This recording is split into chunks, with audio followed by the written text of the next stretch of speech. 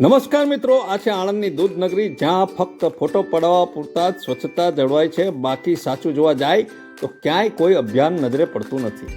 આણંદમાં ઠેર ઠેર કચરો, ગંદકી, દબાણોના રાફડો ફૂટી નીકળ્યો છે. દિવસે ને દિવસે કામ કરવાની પ્રક્રિયા સદંતર નાબૂદ થઈ ગઈ હોય તેવું ચોખ્ખું દેખાઈ રહ્યું છે. હાલમાં જીતેલા ઉમેદવારો માટે ફક્ત ને ફક્ત ટેન્ડરો અને રોડના ઉદ્ઘાટનો કરવા સિવાય બીજું કોઈ કામ દેખાતું નથી. જ્યાં જુઓ ત્યાં ગંદકી. આ ગંદકી એક દિવસની નથી, ઘણા વર્ષોથી જામેલી છે. ફોટાના શોખીન મીડિયામાં ફોટા પડે ત્યાં સુધી જ સાવરણના હાથમાં પકડે છે, બાકી તો કયા ખૂણામાં પડી જાય છે તે કોઈને ખબર હોતી નથી. આણંદના નાગરિકો એટલા ત્રાસી ગયેલા છે કે હવે તો જીતેલા ઉમેદવારોના કાર્યકર્તા, ઓફિસરો સ્વચ્છતા, ટ્રાફિક, પાર્કિંગ અને દબાણો નહીં હટાવે તો જે લોકોએ વોટ આપી ખુરશી ઉપર બેસાડ્યા છે તે જ લોકો જાતે દબાણ હટાવવાની પ્રક્રિયા ચાલુ કરી દેશે. તેમાં કોઈ નવાઈ નથી.